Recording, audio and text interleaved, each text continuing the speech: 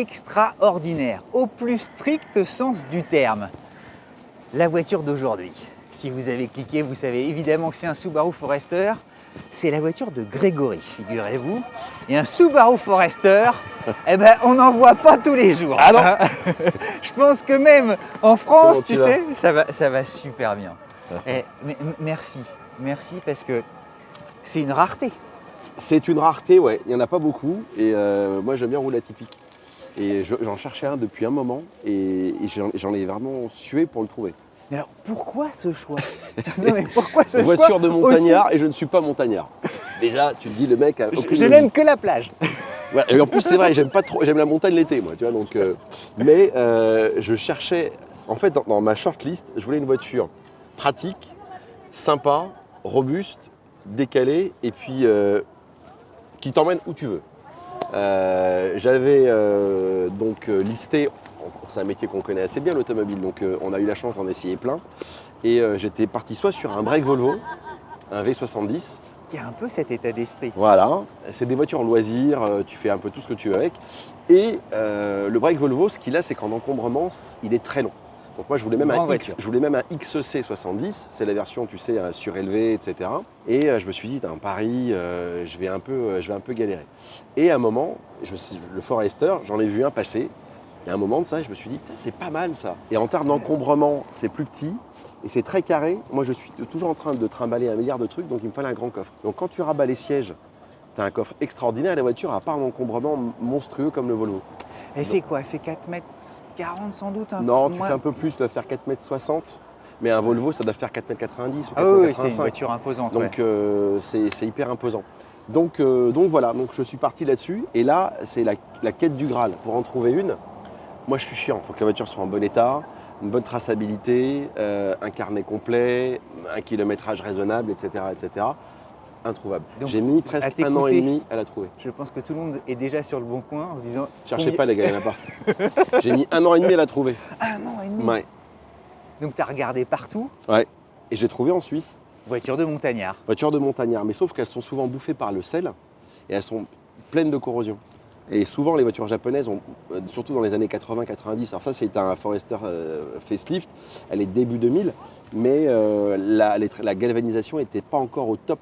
C'est une des faiblesses des voitures japonaises d'occasion, en Youngtimers. Okay. Il faut faire vraiment hyper attention à la corrosion. Et celle-ci, le type, je l'ai acheté chez un concessionnaire Subaru, qui l'avait vendue neuve, et la voiture était une première main. Donc le truc improbable, tamponné tous les ans chez Subaru. Et le type a fait plein de photos, il m'a montré les trois défauts qu'il y avait esthétiques parce que c'était un vieux monsieur qui l'avait acheté neuve, donc elle avait plein de petits... Elle a quel âge alors? Elle est de 2003, voilà, donc elle a 22 ans. Non mais c'est fou. Ouais. C'est fou. Et à la Suisse, donc entretenu, c'était méticuleux. Tu te souviens d'avoir essayé lorsqu'elle est sortie? Non, je ne l'ai pas essayé celle-ci, mais ce qui est assez marrant, c'est que le Forester, cette plateforme-là, c'est l'Impreza. C'est une Impreza avec un look de break. Donc si tu veux là, alors moi en plus c'est que je voulais un Forester. Les plus jeunes en nous écoutant. La voiture de Colin McRae. Oui, exactement. Voilà. La caisse de Colin McRae, avec les jantes dorées, avec les jantes dorées, voilà, les trucs qui foncent. Sauf qu'il existait une version du Forester avec la plateforme de l'Impreza, mais avec le moteur de l'Impreza GT. Et ça, je me suis dit, c'est ça que je veux. Donc c'est le Turbo S en 2 litres. Et c'est un Turbo S. Voilà. Légèrement dégonflé, c'est ça? Ouais, le moteur est légèrement dégonflé, mais c'est le même bloc. C'est le 4 cylindres à plat turbo, 2 litres. Tu as eu des versions 2 litres 5, mais ils sont réputés un peu moins fiables. Ok. Je sais parce que je suis allé sur les forums. Ah oui, après, moi j'aime bien fouiller. On sent le temps infini devant les journalistes, tu sais, ça ressort. Donc tu es obligé, tu discutes avec les mecs qui connaissent. Et ils m'ont dit, ah non, ça c'est extraordinaire. Et j'ai même appris qu'il y avait une version STI.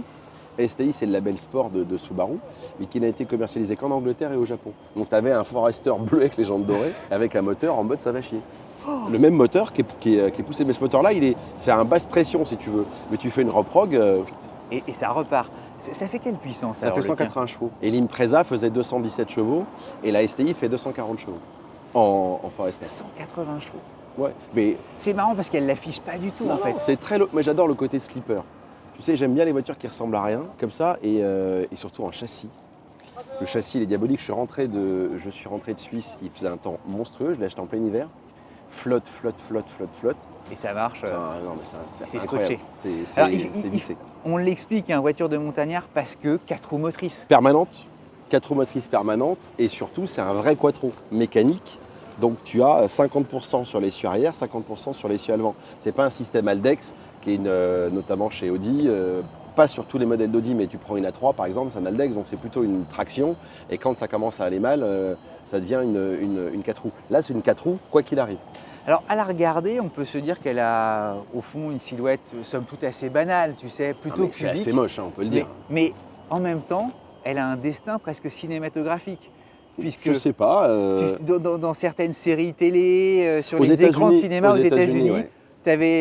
tu vois toujours dans le Colorado, on en parlait. hors Colorado, antenne. et moi, tu vois, j'avais fait un On reportage. s'invente un peu notre truc merveilleux, tu vois. Non, mais c'est vrai, mais c'est Colorado, dans les Rocheuses aux États-Unis, tu as une quantité de Subaru, mais c'est dingue. Le Canada aussi est très friand. Mais oui, de ce parce modèle. que c'est costaud, parce que quand les autres voitures s'arrêtent, toi tu continues, ça passe partout. Tu sais même pas qu'il a neigé. Ah non, mais c'est franchement, en termes de comportement routier, c'est assez dingue. C'est une voiture qui est étonnante. Elle est assez haute, tu vois, donc c'est parfait. Et alors, ce verre-là, en fait, ça lui va plutôt C'est pas un mal. verre or métal, je sais pas trop le qualifier. Tout à coup, c'est anecdotique, mais c'est vrai. Ah, les étoiles, ouais. Les étoiles, Les mais étoiles, ça c'est vient d'où? Moi, ça, je me rappelle pas. De Galaxy ou je sais pas quoi. Ça fait un peu Galaxy, je me rappelle pas la signification du logo Subaru, mais ça se trouve en 2 secondes sur Wikipédia. Et à l'époque, est-ce que c'était une sorte d'entre-deux entre un SUV et ce qu'on appelait les Volvo Cross Country ou XEC? C'est ce qu'ils appellent un véhicule de loisir. Donc tu as ce côté, effectivement, les voitures qui. Tu vois, tu as les barres de toit, donc tu peux clipser ce que tu veux. Et ce qui est extraordinaire dans cette voiture, alors tu vois, le toit ouvrant, alors, il fallait qu'elle soit full option. Parce qu'à l'époque. Et sur celle-ci, elle a tout. Siège chauffant, cuir, le toit ouvrant. Et ce qui est dingue, c'est que tu as une surface vitrée quand tu vas l'essayer.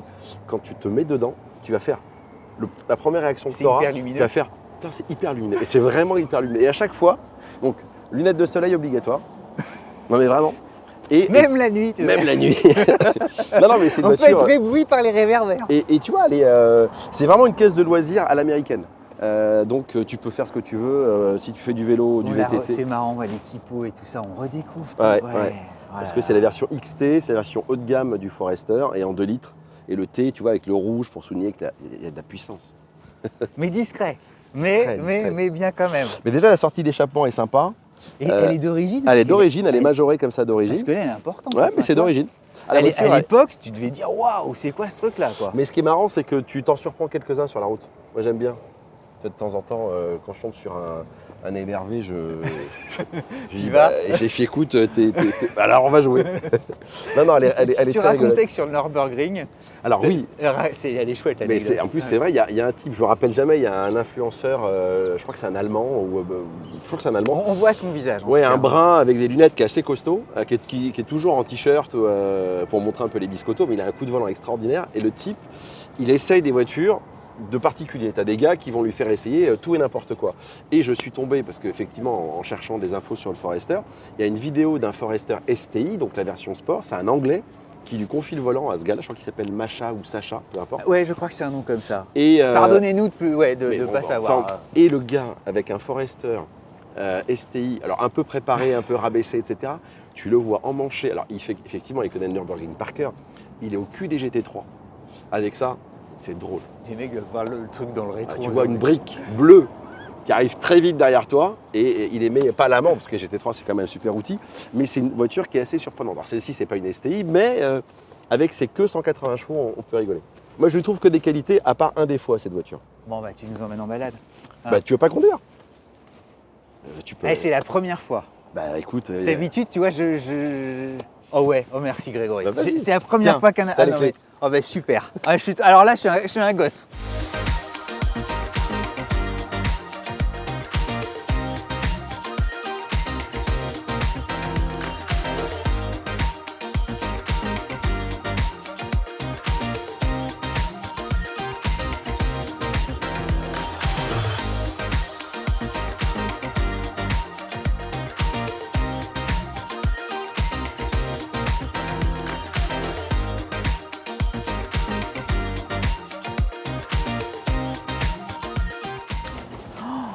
Écoute, c'est la première fois Allez.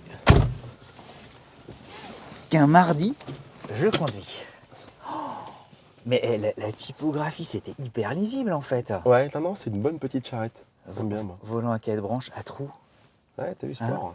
Sport. Tu veux que je te tienne la cam, du coup? Ouais, merci, je te la confie. Comme ça? Tu la mets comme ça. On est bien. Mais t'as raison, c'est super lumineux. Regarde la luminosité que t'as. Et les montants en fait sont très fins. Tu te retrouves. Ouais. Moi, j'en reviens pas, c'est vachement bien fini pour l'époque. Bah, c'est pas mal. Ça a bien vieilli, surtout. T'as la clim auto. Clim auto, t'as les sièges chauffants, t'as tout. Tu sais les boutons japonais, tu sais qui, Ah oui. qui marchent, on change pas une équipe et qui les gagne. les commodos japonais. Ah, c'est chouette. Puis enfin, ça ne bouge pas, ça ne Ah, vieillit après, pas. voilà, un seul propriétaire, Monsieur Magnac. Tous les ans, elle était entretenue et tamponnée chez le concessionnaire chez qui il l'avait acheté. Donc ça, c'est des bons dossiers. On y va? Ah ouais, tu sens que c'est fiable. Hein. T'entends? Tu sens- ah ouais. T'as pas de vibration. Mais ça, c'est le flat 4. Hein. C'est un moteur à plat. Ah mais t'as zéro vibration, le Non. truc est... Ah non, c'est incroyable. Bon, on y va, hein. Hop, frein à main à main. Ah ben là, allez go. Mais t'as raison, c'est vachement doux. Hein. Ah non, mais c'est une voiture extrêmement douce. Extrêmement douce et elle amortit très bien. Et puis là, tu vois, elle est en suspension d'origine, mais je vais pas la modifier. Elle est comme ça. Elle est comme quoi, c'était. Donc elle a son Elle est amortissement. full stock d'origine. Il n'y a pas de modification, de rabaisser ou quoi que ce soit. Non, là, je fais pas de. Je m'amuse pas à faire du tuning ou quoi que ce soit. La voiture, je la laisse comme elle est. Attends, mais ça se conduit, c'est hyper maniable en fait. Et Hein. tu as un très bon rayon de braquage aussi. En ville, la voiture se comporte bien et elle est. T'as tout de suite le compas dans l'œil avec elle, c'est un gabarit en fait. Et tu as vu la luminosité, tu vois tout ce qui se passe. Ah, vraiment. Ah, mais moi, j'adore ma caisse. Hein. Ah, mais C'est non, mais c'est je comprends. C'est le délit parfait. Alors après, on me dit, putain, mais tu roules avec un Forester. Tu peux, entre guillemets, t'as tout essayé. Mais ouais, t'as le magasin de jouets. Bah oui, c'est forcément. Non, mais j'ai pas, à titre personnel, j'ai pas 50 voitures si tu veux. Mais, Non, mais notre métier. Notre métier nous permet d'avoir accès à toutes les voitures. Déjà, moi, j'aime avoir mes voitures. Voilà, je fais partie des journalistes qui achètent des voitures, ce qui n'est pas toujours une généralité. Mais Greg, j'en reviens pas. La direction est nickel droite. Ah non, mais Tu sais, souvent les voitures qui ont un peu d'âge, t'as le volant qui est pas. Et là, tu passes sur un Dodan, tu vois. C'est absolument. Elle va te l'absorber tranquille. Non, mais Ah oui, mais tu le c'est une sens caisse pas. incroyable. Ah non, mais vraiment, elle a un défaut. Elle consomme. Ah oui, de dingue. Ah ouais, le flat 4 turbo, je la hais à cause de ça par moment. Parce que en ville, c'est un enfer. En ville, c'est vraiment pas raisonnable. Aucune vibration. C'est d'une grande douceur et en même temps tu sens la longe. Ah bah oui, non mais t'as des. Si tu mets. Alors après, c'est une boîte auto. Je la voulais en boîte méca, parce que les deux existaient. Mais en Suisse, les voitures d'occasion, et sur le marché suisse, les gens achètent souvent des boîtes auto. En plus, comme le monsieur qui l'avait, il était dans 1929. Donc c'était Il était né en 29 le monsieur. C'était pas un perdreau de l'année, comme on dit. Donc il avait pris effectivement une boîte auto. Et, Bientôt centenaire, quoi. Tu vois, il était de 29 le monsieur. Mais je crois qu'il était décédé. Et sa veuve l'avait vendu au concessionnaire. C'est le concessionnaire à qui je l'ai racheté. Et il y a souvent des boîtes auto. Et j'ai failli hésiter à cause de ça. Je me suis dit, elle a la boîte auto. Après, je me suis dit, pour me balader en ville, tu sais quoi, c'est parfait. Et je ne regrette pas du tout. Non, il y a une grande souplesse, l'amortissement est confortable, en même temps elle reste précise. Tu sais exactement où tu poses tes roues. Ah oui, tu as un super feeling. Tu sens qu'elle est scotchée aussi. Même à basse vitesse, Ouais, tu ressens sens la motricité. Ouais, tu sens que tu es là. Ah non, mais moi en virage. Tu as envie de te faufiler, tu l'as tout de suite en main. Ouais. Et t'as pas ça avec un Volvo Break? C'est une découverte. et puis elle est plus originale en fait qu'un Volvo Break qui est déjà en lui-même singulier. Moi j'aime en fait. bien, attention, un Volvo Break j'adore. Hein. Mais. Ah oui, ça marche. Ah oui, ça marche. Ça marche. Ouais, ça ça marche. Après, la boîte est lente, hein, c'est une boîte 4 à 4 rapports. Ouais, mais une fois qu'elle est dans sa foulée, boum, boum, boum, boum, boum. Ah ouais. Ah bah, quand t'es parti, t'es parti. Ça freine bien.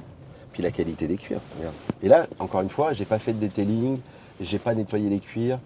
Tu sais, ça t'as souvent peur que ça pendouille. Les petits filets là. Non, mais c'est le premier ça truc où tu vieillit te dis extrêmement bien. ça va finir comme ça, là, comme un Ah. hamac. Bah non. Alors, Puis t'as plein de petites choses en fait. ouais, t'as les petits rangements, t'as double rangement pour Les les lunettes de lunettes. soleil qui sont en place. Hop, T'en as un deuxième. j'ose pas trop, tu vois. Si. Ah oui, on a un deuxième pour le passager. Voilà. Ah non, mais à la japonaise, tu sais, étudier. Penser. Et ça faisait un 0 à 100 combien alors? Tu vois, ça roulait. Je pense que ça va faire un 0 à 100 en 8 secondes, dans ces eaux-là. Ouais, ce qui est largement suffisant en fait. Ouais, t'as 180 chevaux. Et c'est pas si lourd. Hein. Ça fait, Insoupçonnable et insoupçonné. ça fait, je crois que c'est en dessous les 1500 kilos. Et tu sens qu'elle n'a pas une masse énorme. Non, non. C'est une auto. Ça vaut combien? Bah, déjà, il faut en trouver une. C'est même pas une question de prix, c'est une question de la trouver. Une belle comme ça, après, quand tu les achètes en Suisse, tu prends la TVA, tu prends la taxe d'importation, donc tu prends 20% de TVA. Taxe d'importation, vu que c'est un véhicule qui n'est pas européen, tu prends 10%. Ok, donc ouais, il faut plus ça, le plus garder ça, en tête. plus ça, plus ça, il faut aller la chercher. Tu as des démarches, il faut passer par un mandataire. Donc à la finale, quand on trouve une bien comme ça vaut entre 15 et 18 000 euros pour une très belle. Mais c'est introuvable. Et puis tu peux la garder toute ta vie en fait. Et quand tu vois les kilométrages qu'elles ont, elles peuvent avoir 400 000. Non mais fiabilité C'est exemplaire. hyper fiable. Mais tu vois, là aussi, le vieillissement très faible, ça s'épeint non normalement. Ouais. Tu as toujours peur des rayures. Aucune rayure, les inscriptions, elles sont pas passées. Ah Non, c'est une voiture étonnante. Après, elle a été bien préservée. Son propriétaire était un monsieur qui était très soigneux. Méticuleux et tout ça, ouais. Il n'y a pas de mystère. Écoute, je suis tellement surpris de Non, mais voir que... c'est une auto surprenante. Et c'est ça que j'aime.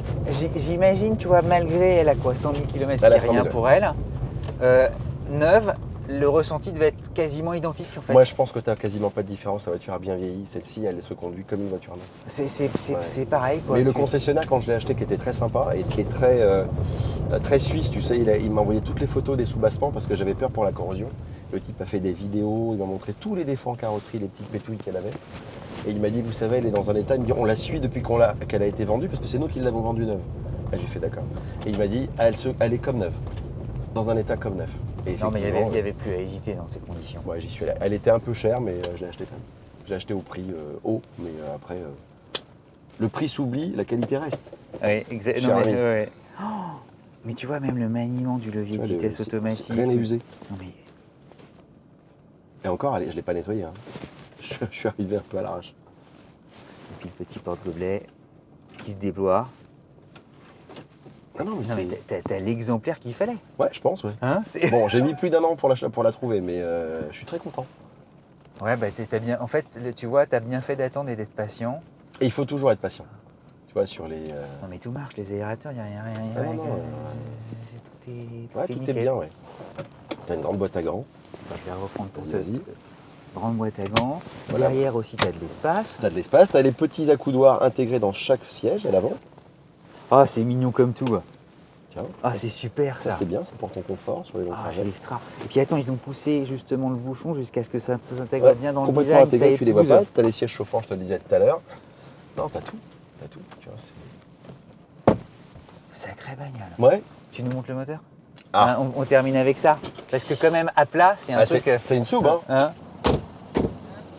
Alors le moteur, à plat, autrement dit les cylindres à l'horizontale. Alors attends, la cigarette. Ouais, t'inquiète pas. Ah mais attends, mais il est tout propre. Ah ouais. Mais moi je m'attendais à un truc, tu sais, non, quand monsieur, même, on est des maniaques. Où t'as le mécano qui vient de serrer la main comme ça, tu sais, il a les mains pleines d'huile et de crasse. Non, c'est nickel.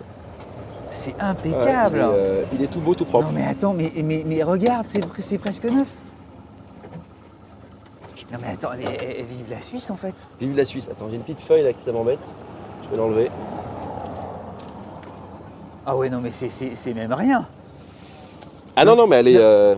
On fait une photo, lorsqu'elle est livrée neuve, c'est pareil. C'est le surnom comme ça du Flat 4, c'est la pieuvre. Ah oui, tellement t'as l'impression qu'il y a des tentacules Voilà, partout. ça c'est la pieuvre. Oh, mais attends, mais c'est dingue. C'est en super état, ouais. C'est full d'origine, zéro modification, tout est nickel. Tu la garderas toute ta vie? Je sais pas, mais je suis très attaché à cette petite auto. Et j'en ai eu beaucoup des bagnoles. Mais Ali, toi tu l'as essayé, tu as fait un peu le tour du pâté de maison et tu m'as dit ah, c'est étonnant. Mais vraiment, c'est une caisse qui est étonnante, c'est une caisse qui est méconnue. Mais ceux qui la connaissent et qui l'ont roulée savent. Maintenant tu sais. Et vous aussi. On la verra peut-être sur ta chaîne. Peut-être, ouais, peut-être, parce que il y a des gens déjà qui m'ont demandé quel était mon délit, donc j'avais répondu que c'était un Forester Turbo. Ils m'ont dit c'est pas possible, vous pensez pas que Galifi roulait avec ça. Donc peut-être que vous l'avez écrit ça le 1er avril. Voilà, c'est ça. Ils se foutent de nous. Non, peut-être que sur ma chaîne Greg Galifi, il y aura un essai du Forester, parce que pour le coup c'est une auto atypique et de temps en temps j'ai des petits pouces levés. Mais tu sais, c'est un peu comme les initiés, mais qui te font genre. Oui, c'est une voiture de connaisseur. T'en vois pas. Et chapeau pour ton choix. Bah, je sais pas, moi j'aime bien les voitures qui sortent un peu du lot. Il y a plein d'autres voitures très bien, mais celle-ci, je trouve qu'elle coche beaucoup de cases. Grégory Galifi, c'est ta chaîne. Ouais. Voilà, petite chaîne qui monte. C'est Greg Galifi sur la chaîne. Greg Galifi, petite chaîne qui monte. Tout doucement, mais ça commence. Ouais. Si, comme Grégory, vous avez envie de nous faire partager votre histoire de voiture, toutes les voitures sont les bienvenues sur 100 bornes. Eh bien, vous venez, vous prenez contact sur Instagram, et puis qui sait, si vous ne vous retrouverez pas ici, devant. Voilà, les Invalides, place Vauban. Exactement, comme Grégory. À tous, merci de votre fidélité. À très bientôt sur 100 bornes, parce que des histoires de voitures, il y en a à l'appel. Et merci, puis, c'est nous qui te remercions. Tu as d'autres voitures. Tu as ton rond de serviette. Tu reviens quand tu veux. Alpha, on parlera Alpha Romeo forcément. Parce que c'est dans les Alphis, ils vont te trucider. Promis, je reviens avec une Alpha. Alors, sur ma chaîne, il y en aura, mais également avec 100 bornes. Merci à tous. À on bientôt, vous embrasse. les amis. Ciao.